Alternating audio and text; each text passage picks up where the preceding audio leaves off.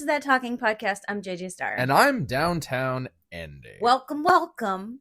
We're here to talk and bring a little bit of civil discourse to an otherwise discordant world. How you doing? All right, how are you? I'm okay. It's been like Wild Kingdom today. It sure has. Every time I look outside, there's some new animal, including a massive fucking turkey that just wandered over and started hanging out at the bird feeder today. Quite the wild variety today. We've had 2 rabbits, a mole, a turkey, a wide variety of wild birds. Mm-hmm. The Squirrels, chipmunks. This morning we had the possum come by. Did we? Yes, we did. Oh, you didn't tell me about that. No, we did. We had the possum come by for a little while. Yeah. It's like fucking no raccoons yet. No deer. There have been raccoons. Not today. No, not today. Yeah. But the skunk came by a couple nights ago. I did have a dream a couple nights ago that a tiger was out there. And a lion. A few lions actually, and a giant hedgehog. What about the bear? There was a bear also, small bear. Oh my. Oh my. God, yeah. But it's been good. We're closing in on the end of my vacation. Recovery, yeah. Well, this is the beginning. Vacation. It's at the time of recording, this is my vacation starts now, and I will be spending the next week and a half at the Hot Fudge Car Wash. But you know what? It's really nice to have this time together. Yeah, because we don't get vacations. We really together. don't. We don't. We when we do plan vacations, they're so far out in advance, and then we wait and just like suffer through everything until it gets there. Yeah. And then once it's over, it's like, oh my God, it's over now. But we got the, thanks to the bilateral salpingo oophorectomy I just had. I'm getting good at it. How's it healing up? It's healing up. I have bruises. And I'm glued up, and it's uncomfortable, but I can move. And to add insult to injury, you just got the other half of your new tattoo, which now you're. It's so weird by comparison. Yeah, it's only it's 3 weeks difference. You are such a glutton for pain. I am, obviously. I've had this pain in my titty for quite some time now. But you know what you're not a glutton for? What? The rules. No, I am a glutton for the rules. I get to. It's delicious. That didn't come out as planned. Never mind. The 3 rules for the sake of civility. 3 simple rules. Let's see if you can get it right this week. No judgment, nothing personal, and don't be a dick. You got them, all 3 of them, just like these 1, 2, 3 right here. That's it. 1, 2, 3. Are you playing with your cards while we're doing a podcast? As I told you while we were setting up, this is my security blanket, my security deck. I'm shuffling. Just keeps me, Yeah, keeps you only about 80% in the conversation. No, I'm absolutely in the conversation. This is like my nervous tick, kind of like just the shuffling helps me to. I get function. It. I told you when I'm on like telehealth calls and stuff, even with my shrink, I'm playing with Play-Doh at my desk. I have a variety of glitter Play-Dohs that you got me for like our first Christmas or something, That's and right. I play with them whenever I'm on a telehealth. I'll be honest, I don't have a nervous tick or twitch or need to fidget or anything like that. I've never been a fidget spinner guy. I've played with fidget spinners, but I just really wanted to have cards nearby. Fair. Because of tonight's topic. Yeah. Yeah. So you want to play a game? Hello, Dr. Gordon. I want to play a game. I want to play a game. What do you want to talk about? The person I almost murdered last night. Jesus Christ. Figuratively.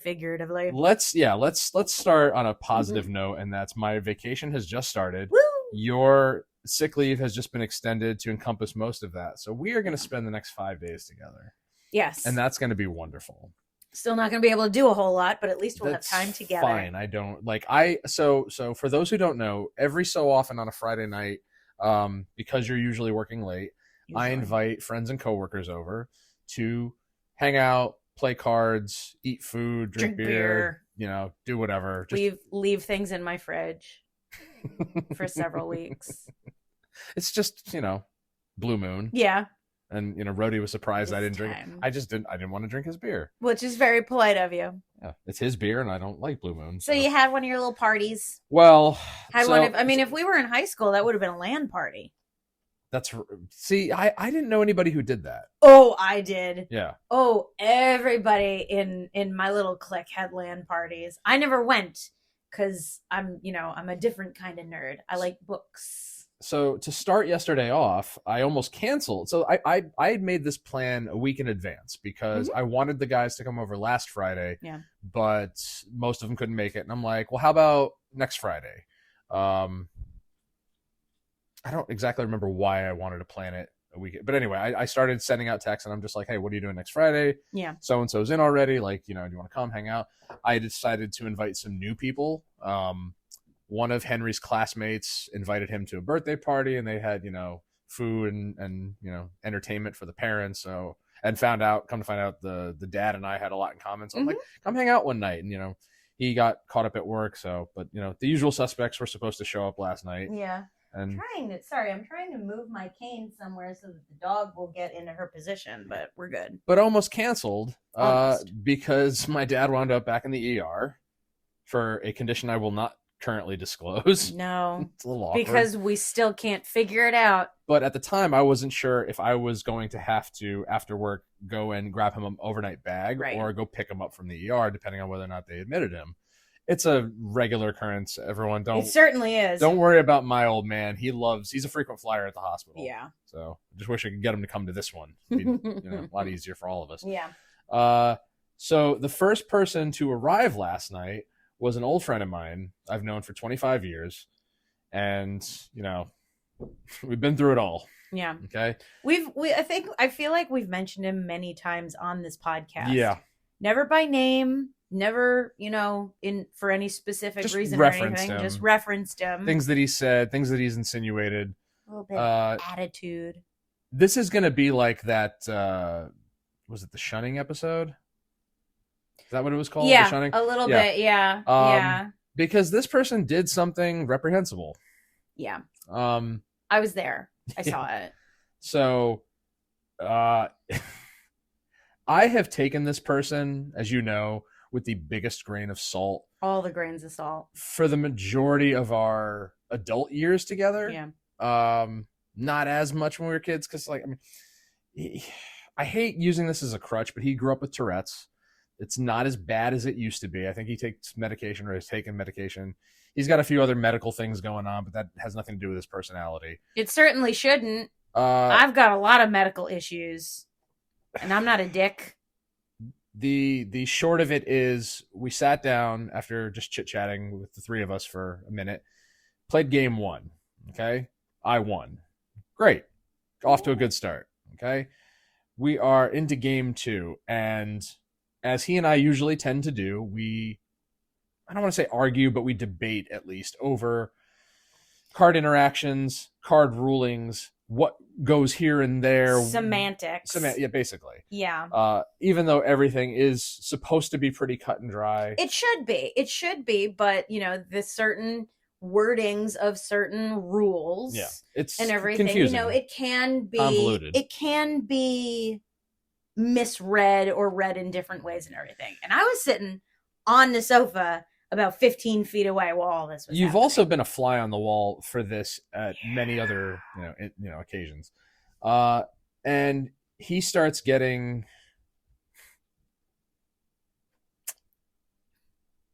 I like the way you're really trying to be diplomatic about this. I think it's precious. That's because internally I want to shout from the rooftops what a fucking asshole he is. But he was not pleased with, my missing of certain things or misunderstandings, and I was trying to state my position, and I'll admit there were things that I missed, okay? And I don't remember exactly what he said the first time, but he did insult me when I misread something, and I didn't like the way he said it. So I said, and say that again, and we're not going to play anymore. I was right there. I heard it. He says, say that again, and I'm going to kick you out of this house. So a couple minutes goes by, and happens again. An interaction gets, jumbled or misread or confused. And he called me a fucking idiot. This is a guy I've been friends with for 25 years in my own home in front of my wife. Yeah. Thank God the kids weren't here because I would have fucking decked them. Called me a fucking idiot. I said, that's it, get out. Yeah. Get out. Just like that. I'm like, get out. He said, you know what? Get the fuck out of my house. I'm like, I didn't raise my voice. Nope. I didn't call him any names. I didn't, insult him in any way. I'm like, I won't be talked to like that in my own home. Mm-hmm. Especially after you're a guest in my home. And half a dozen times this moron just goes, are you serious? Mm-hmm. You're serious. Yeah. For real? And when I didn't Are you kidding? Are you serious? Up. And while he's doing it, I'm watching the whole thing. Yeah. I'm dead-eyeing the whole fucking thing. And all I'm noticing is him doing this.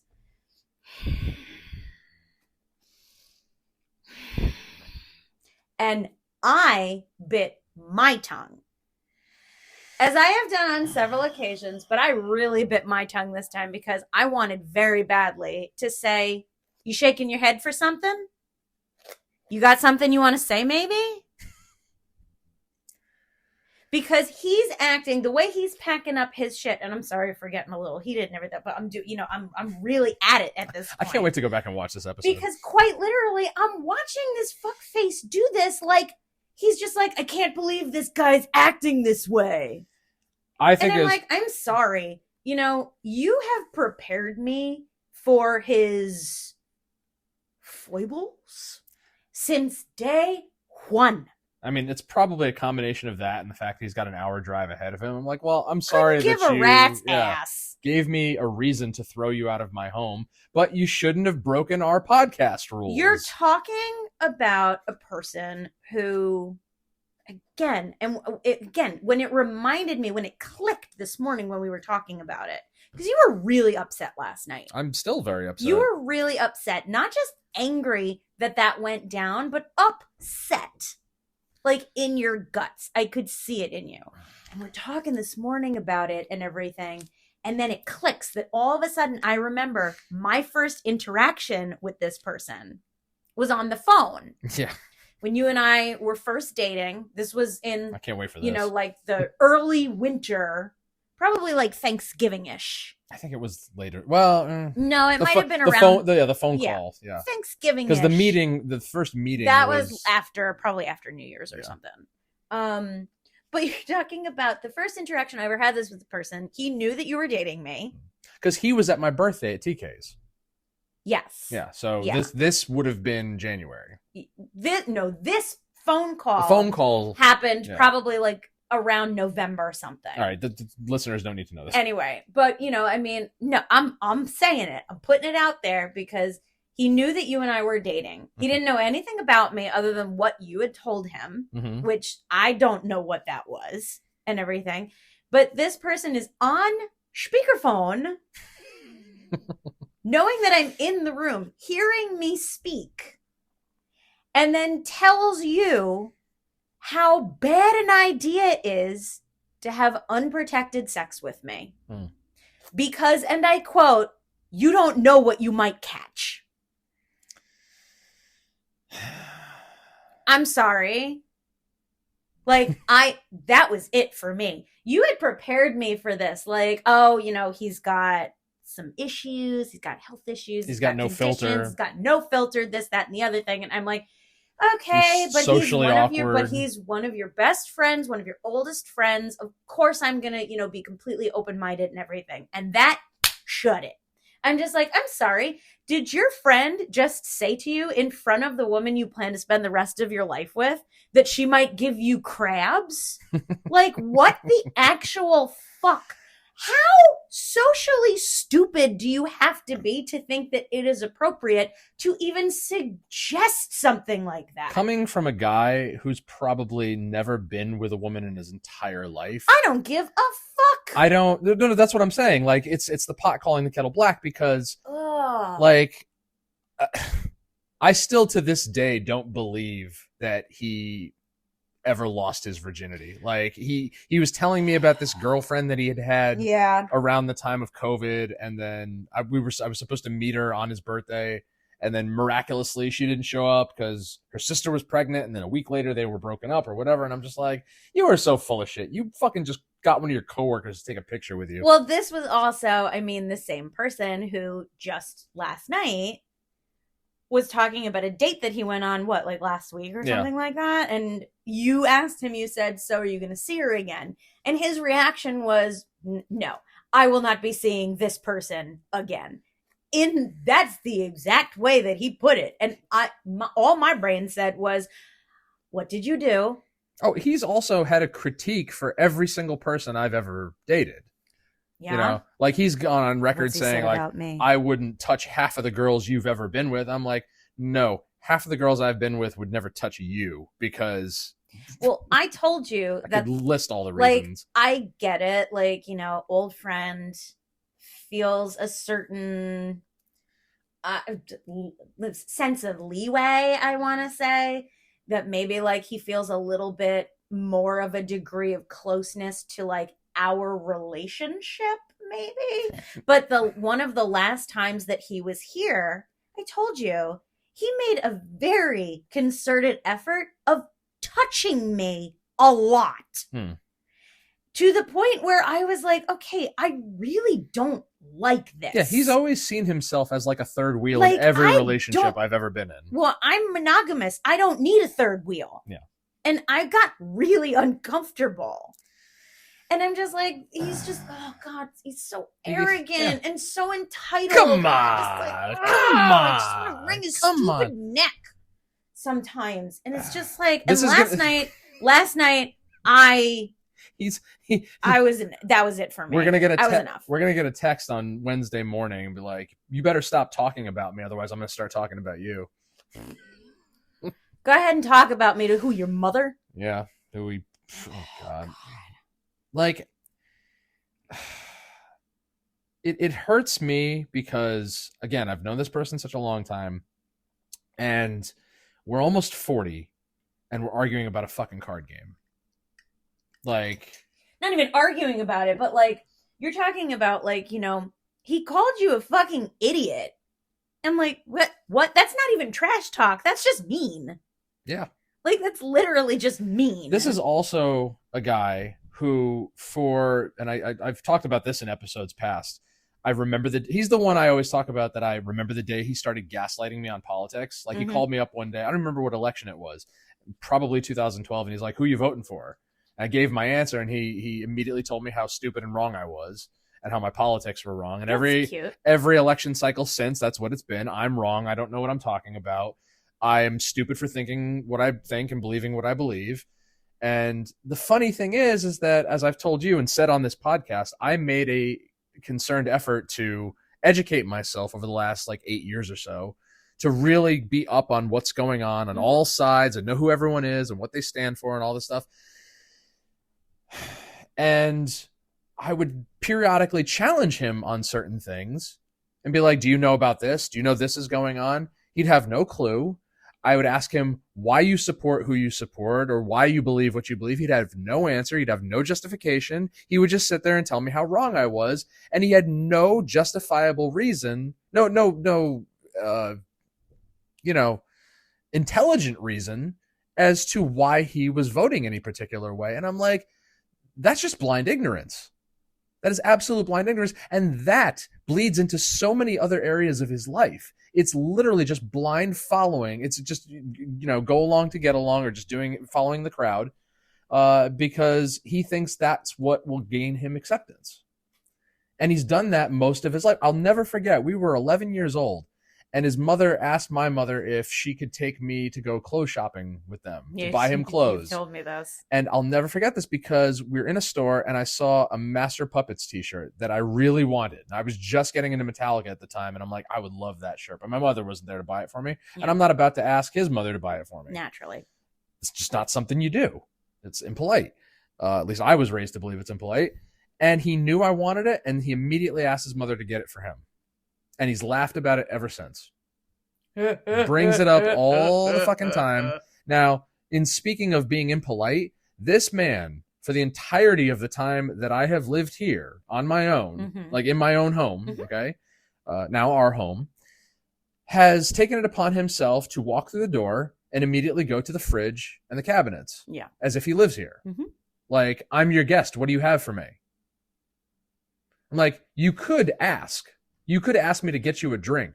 You could say, you mind if I had something to snack on or whatever? Or do you have anything? See, it's even less impolite, more polite, if you will, to ask your host to essentially wait on you. Remember the time that I fried up a bunch of chicken cutlets when he was here? Yes. Like, completely unprompted. I'm just like, my friend's over. My wife's hungry. I'm going to make some fried chicken. Mm-hmm. He's like, that was great. You know, hey, remember that time my mother made you brisket? I'm like, your mother just pulled a cold brisket out of the fridge. Shut the fuck up. Nothing against his mother. His mother's a wonderful woman. She seems nice. I've never had a bad interaction with her. Sweet as can be. I don't know where he gets it from. Must be the internet. You know, but there's the gaslighting on the politics. There's the gaslighting when it comes to the games that we play. There is the rudeness. There is the audacity and the, how conceited he is and arrogant. And on top of that, how many times have you been a fly on the wall when he's insisted that I live like he does?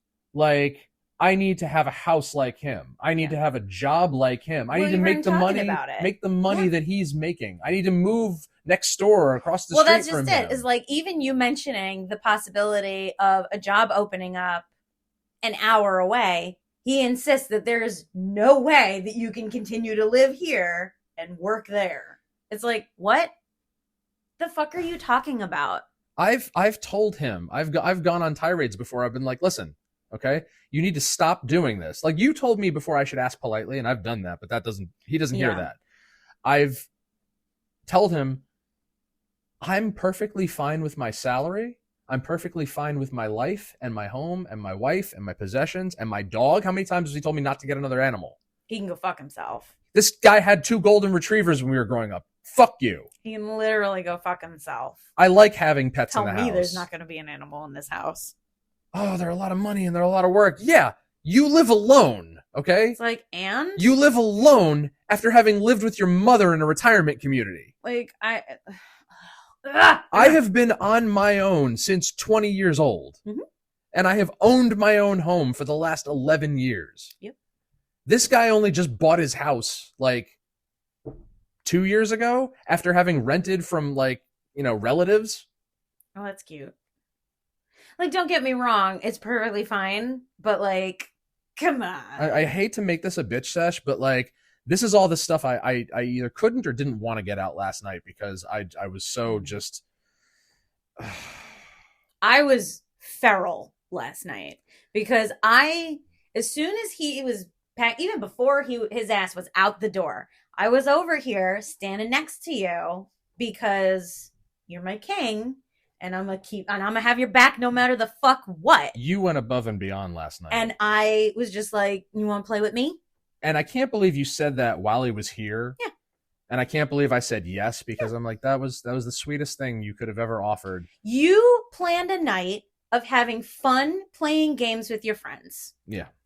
Well, the friend decided to be a dipshit. I was completely sober too. You hadn't started drinking yet. Well, I only had 1 beer last night. The rage must have made it.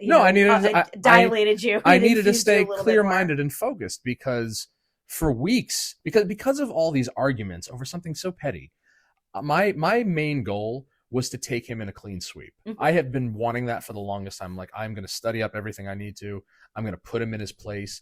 And I can't tell you I've told you already how many times I've just let him get away with shit. Like, okay, fine. You're going to be a whiny little bitch about this. You did it last night, too. You're like, fine, we'll play by your rules. And then I still beat him. But that's just it, is that, these types of arguments aren't supposed to, like... It's not supposed to exist. The bickering is one thing. Bickering, teasing even, I will allow to a degree. But the gaslighting, the bullying and everything, it's like, I don't know where these fuck faces are coming from that they think that that's what you do with your friends. I've racked my brain for years trying to figure out where it may come from. I've been, told how ridiculous it sounds that I could attribute it to, his ethnicity, his religious background or lack thereof, his, medical conditions, his fucking, this, that, and the other thing. And you pointed out to me last year or the year before, you're just like, a lot of the things that I am frustrated with, you're like, he doesn't care. He doesn't care. He doesn't give a shit. Again, he calls you repeatedly, and every time you have something to tell him, either something you're excited about or something that's going on in your life or something that's happening, he's like, calls me every single day, and would send me memes and reels on Facebook, Instagram, all the socials repeatedly throughout the day. There were days where I would get 14 plus notifications from this guy. He's got no fucking life.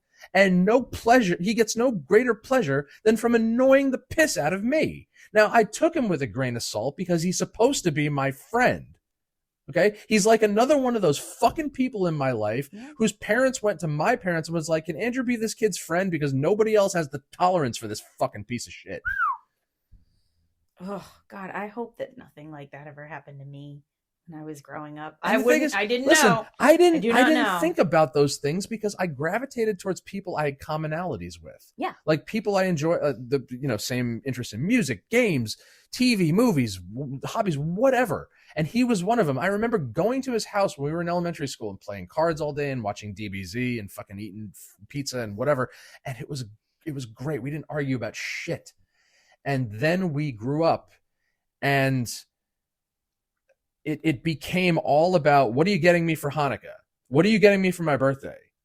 And I don't need anything in return, but there were a couple of instances where if he got me something, it certainly did not equate in value. Yeah. Now that pissed me off. There were so many times we argued over whose turn it was to go visit the other.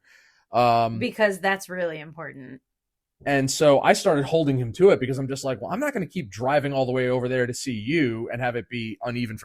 Why am I burning my gas? Like, you have to come out here every once in a while.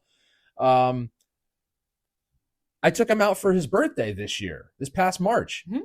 Not only did he not get me, my birthday was a month before his. Not only did he not get me anything, didn't, plan anything for my birthday, didn't even wish me a happy birthday, I don't think. And you want me to fucking take you out? I spent $80 on that motherfucker. Not to mention the fact that I got him a gift on top of that. $80 for the meal. That was fucking ridiculous. Yeah. When John died, just because I gave him John's laptop, John's gaming laptop or whatever, because I think he said he needed one at the time, and I'm like, here, go ahead, fucking whatever. And now he was recently asking me if I wanted it. I don't even want it back at this point. Fuck you. Go fuck yourself. Because he's thinking about getting a new one. I'm like, you're going to get rid of something I gave you for free? Years before that, I let him just browse through our basement and take all of our old game systems and cartridges. Always brings out, oh, that's fucking, wonderful. I have all your stuff now.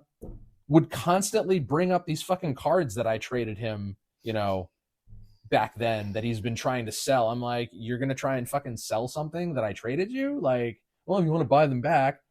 Oh, God. This kid, understand it. This kid, and here is the, I don't give a shit what he says. This is where the genesis of it all started. He invited me to his bar mitzvah. I was his only friend there, the only person his age, his only friend from school that attended. Yeah. Only one. Okay? Now, the equivalent for Catholics is confirmation. Right. So I went to his synagogue. I stayed for the ceremony. I put on the yarmulke. I stayed for the party. Yeah. He and I both did karaoke. Cute. I did Run DMC. He did Creed. Yeah. A Jew singing Creed. That's cute. Yeah. Weird. He really wanted to sing My Sacrifice. That's neither here nor there. He refused to come to my confirmation. Because he won't set foot inside a church. Would not set foot inside a church, and for years has said that I never invited him. I go, why the fuck wouldn't you? He was my only friend that I invited when I graduated college. Yeah. My entire family went out for lunch after the ceremony. It was also Mother's Day. But out of anybody I could have invited, it was the family and him. Not because of him thinking I didn't invite him to confirmation. It was because he's my friend and I want him there. But has maintained that I never invited him to it. And it wasn't me that came up with the idea, oh, he's not going to set foot inside a church. My parents told me that, which means that they must have heard from his parents that either they didn't want him going to a church, or they didn't want to be in a church, or thanks but no thanks. I mean, I've had similar experiences where, like, you know, for me, I think right around the time I hit 30. Now, it certainly had started trickling into a slow deluge of incidents. But, like, I got to a point in my late 20s and early 30s where I realized that the amount of time that you have put into a relationship with someone is no longer is no longer what keeps it stable. You know, it does not qualify the holding on to someone who makes you feel like trash. That is one of the most valuable things you have ever taught me. Yeah. Mm-hmm. Because I had a really hard time distancing myself from people that you're just, you know, the types of relationships that you're just supposed to hold on to because they're your family, or you've known them for so long. Yeah. I've disowned my dad for lengths of time. I've disowned this guy before, you know, and it's usually the always the same thing that makes you become part of each other's lives again. Somebody died, something serious happened, somebody got sick, whatever it is. I went like 8 or 9 months in 2020 without talking to him, because he called me up on Good Friday and tried to tell me what Good Friday was all about. He's like, no, it's not the day Jesus died or whatever, or fucking it's about this or something. I don't even remember, but it pissed me off enough to be like, go away. This year? No, this was 2020. Oh. This year he called me on Good Friday, and the first words out of his mouth were, is this the day Jesus died on the cross? Like he thinks he's being funny. Well, that's just it, is that... But he's really just trying to poke me. He keeps making these jokes, and not like the way you and I make little jokes. Like ours are funny. Ours are funny, and we understand that we're joking with each other. This guy insists that he must come off as witty. I'm not even going to say funny, but he must come off as witty. He keeps poking little jabs at me every time he talks to me about, you know, like, first of all, we're just going to bypass all of the jokes that he makes about seeing me naked and watching us fuck. Okay? Sorry, Mom and Dad. But, you know, like, in addition to all of that garbage, he keeps making his little comments here and there about how, oh, your wife doesn't like me and everything. No, she and doesn't. It's just like, no, she doesn't. Now shut up. And now neither do I. It's like, for the love of God, I'm trying so hard to be polite. You know, to you. You said to me a while back, like anytime we talk about how much I can't stand work and the people, like I cater to quite a few wealthy people. Sure. Okay. Maybe more than a few. And it would always bother me how people would like order a bunch of packages and just let them sit in their boxes for weeks at a time. And it's like, you paid for this shit. You ordered it. You obviously wanted it. Why would you just let it sit around? And you said to me one time, like having all this money is almost like license to be lazy. Yeah. Or ignorant or whatever. And honestly, I was thinking about that earlier today. As I was driving through one of those affluent neighborhoods, I'm like, having not money and not success, but wealth, more so wealth, seems like license to be ignorant and lazy, and in some cases, just downright retarded. Yes. Well, we talk a lot also about the difference between, you know, wealth measured in terms of money and wealth measured in terms of success. The strive for wealth versus the strive for happiness and things like that. You know, people who think their money keeps them warm at night, well, God bless them, I guess. But stay the fuck out of me. You know, it's like you have nothing to do with what I concern my life with. Has never passed up an opportunity to tell me that he makes $120,000 a year. Couldn't give a shit. Same. Couldn't give a shit. Because I know somebody else that we've complained about on this podcast who makes less than that, but more than me. And, you know, I'm perfectly happy with the things that my money buys me. My money supports us. It allows us to live very comfortably and enjoy nice things. And each other and make us very, very happy and content. I don't want or need, because those guys, as much as I complain, they are They're more miserable than I will ever be. Their relationships are, or lack thereof, are just grinding away at them. Their responsibilities are outright obligations at this point. Everything is a personal attack on their well-being and their mental health. And it's just so it's so pitiful. Both people who like to gaslight me because they like getting a rise out of me. Like the fact that they do not recognize, and I know that it's a trait of narcissism to not necessarily recognize that you are in fact a narcissist, but it's like, I look at these people and I'm like, hello, textbook. It's funny because I've been accused of being a narcissist so many times by so many people, and to me all that says is I'm being accused by a narcissist. Because can I be full of myself? Sure. That's not a narcissist. That's being narcissistic. But that's not being a narcissist. And it's certainly not the definition of gaslighting. Like, in all the descriptions of things I've done for this guy that I just listed throughout this episode, like, I would hardly call that being a narcissist or even narcissistic. Like, I've gone out of my way to be kind to somebody who's hurt me. I listened to this fool literally with his head down and just say to you yesterday, if I hurt your feelings, I would be sorry. What? For speaking as a woman who has been in many a toxic relationship with a man, I can tell you right now that is the very definition of not a fucking apology. There's nothing about that is an apology. You barely even used the word sorry by its very definition. And that's just it, is that, I know, and we both know that if weeks from now, months from now, whatever may arise, eventually, without a doubt, the time will come when this person pokes his head out of his little hidey hole to see if he sees his shadow and comes at you like nothing ever happened.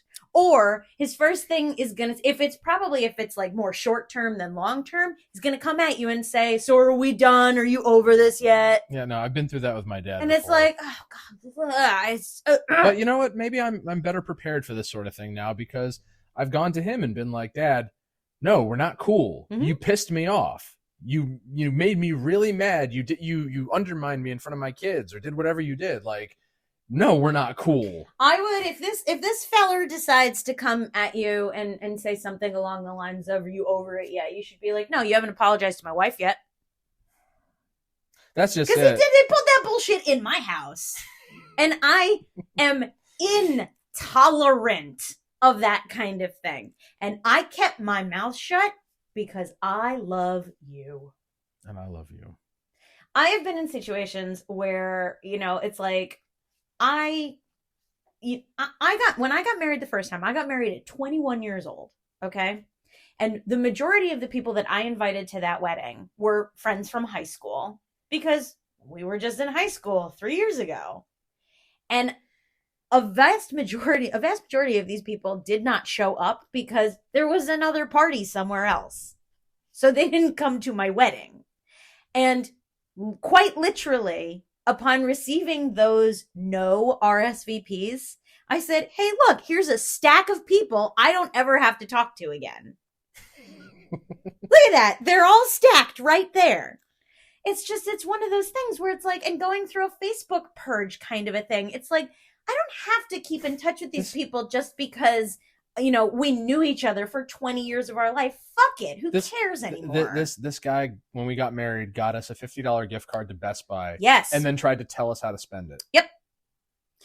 Everything. Well, if you're going to get a dishwasher, you really should get a Samsung. You gotta get If Samsung. You're going to get a washing machine, you got to get a Samsung. Oh, you got a Dyson? Which one did you get? It's like, seriously?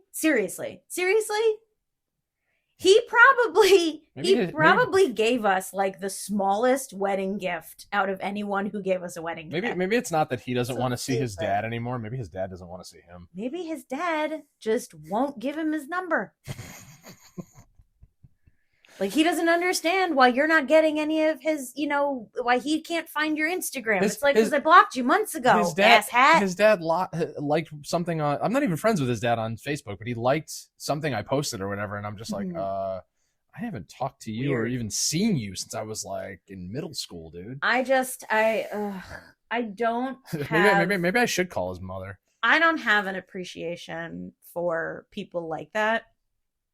And I have developed more and more of an intolerance to it.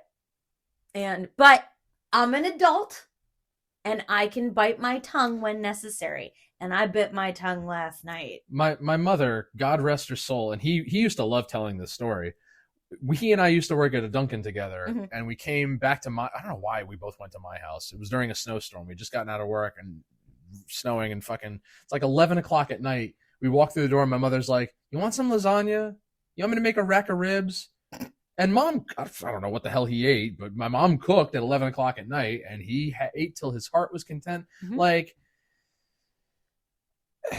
I have been more than generous to this guy in the tenure of our friendship. And I want nothing from him. I don't want anything of value. I don't want money. I don't want repayment. I wanted to sit down on a Friday night and play a game with my friend. A friendly game. A friendly game. A friendly game. And nonetheless, a game.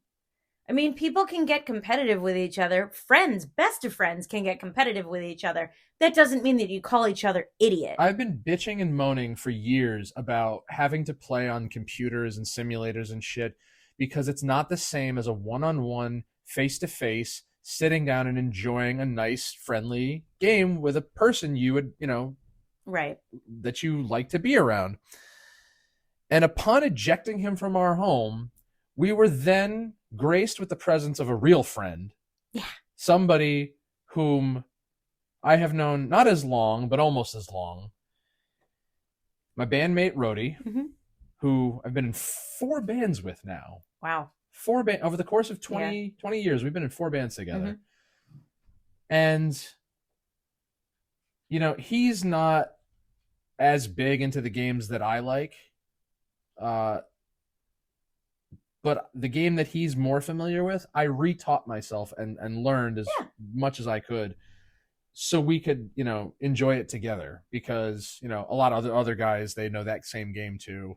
And the whole reason I started doing what we do is because I don't want to pay $10 to go to a store and to lose to competitive people who, don't care about being friendly. Yeah. I want my friends to gather in our home, enjoy some food and some drinks and have some laughs and some good times in a comfortable setting with, surrounded by good people.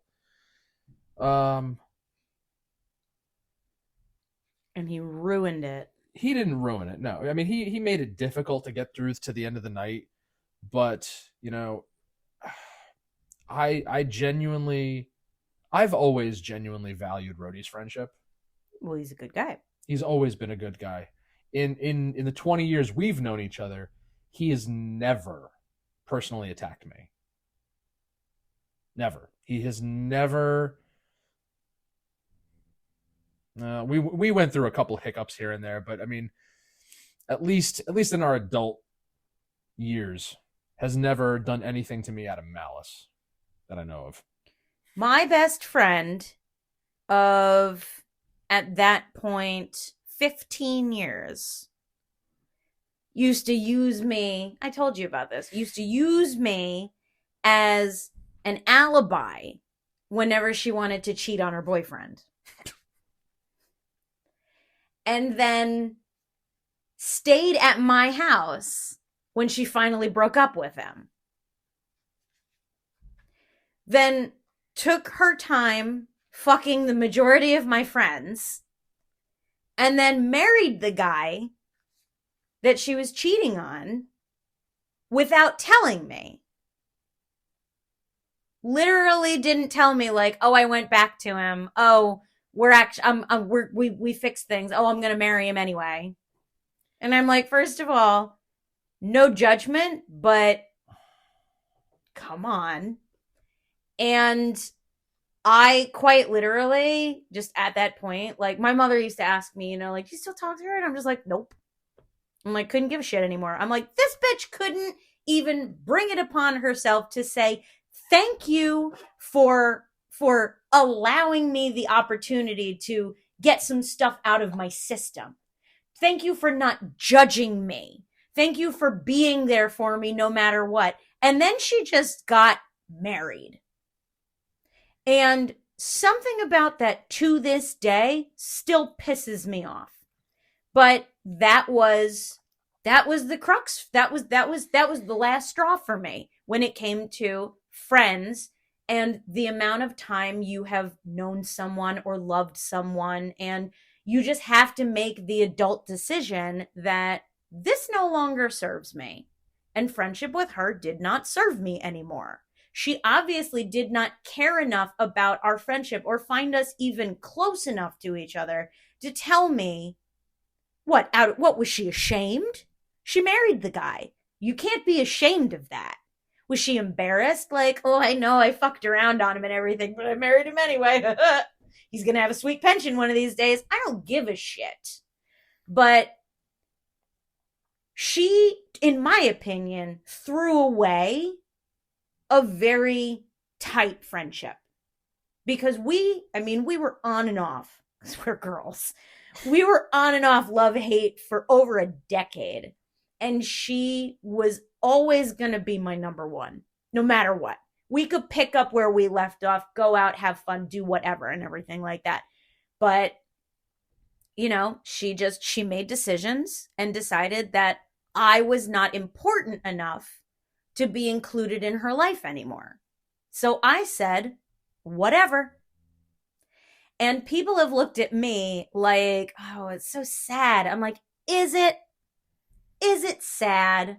Am I supposed to be sad that this person just decided that fading away from each other was good enough for her?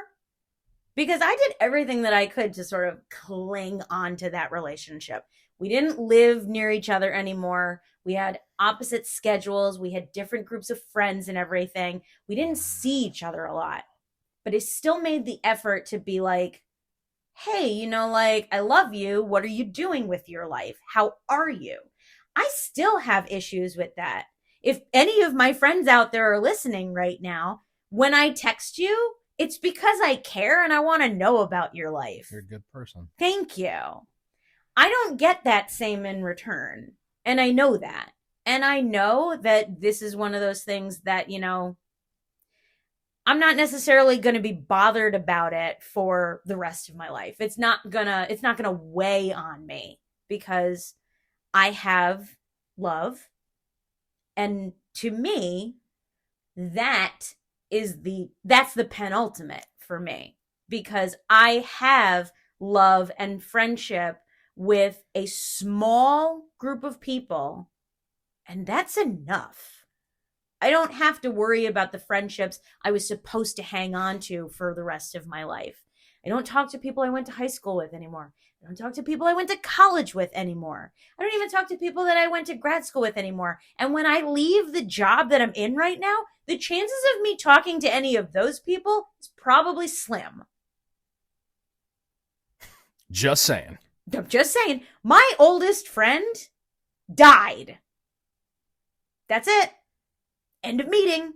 So it's like, I am not going to contort myself to hang on to people who couldn't give a shit about the way that I'm feeling or what's going on in my life. I just had surgery. Nobody has asked me how I am. You have. But nobody has reached out to me, save for 2 people, have actually reached out to me and said, how are you doing? How are you doing? I'm all right. I'll leave it with this. I thought it was going to be a lot harder than it is. I've kind of grown accustomed now to when something bothers me, yeah, it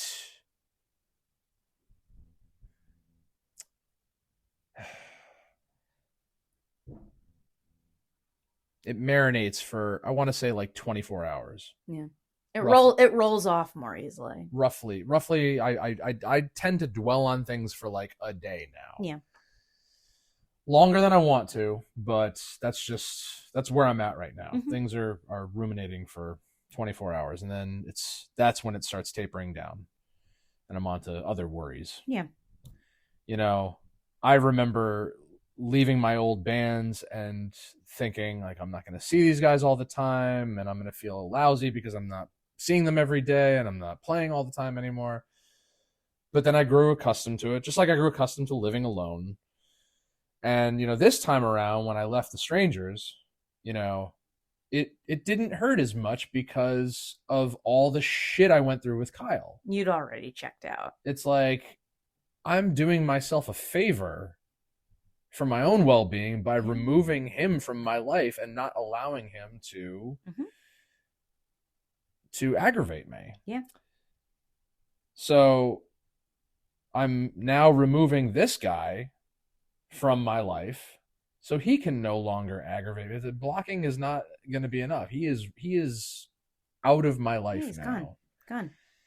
And what bothers me the most, I've shit talked him this entire episode, but this is what really drives it home. I told you we've known each other since we were 11 years old. Mm-hmm. He's been made fun of more than me. Teased for his Tourette's, teased for what he likes, teased for his social awkwardness, teased for his attitude, his behavior, his mannerisms, everything. He's been teased for it all. And despite all that, he's still achieved, got his master's, got a good job, got his house, got all the, the pinnacle of what you're supposed to do in this life, in this country, and whatever. I defended him through it all. Mm-hmm. I was there for him. I stood up for him. I told people they were wrong about him. I remained his friend. Yep. Through it all. We used to sit at Dunkin' and play cards in our downtime, and people would walk in and tease the shit out of us for being 20 years old and still playing this game. And I stuck by him. Yeah. And he treats me like this. Well, that's the sense of entitlement that having achieved all of those things will get you nowadays.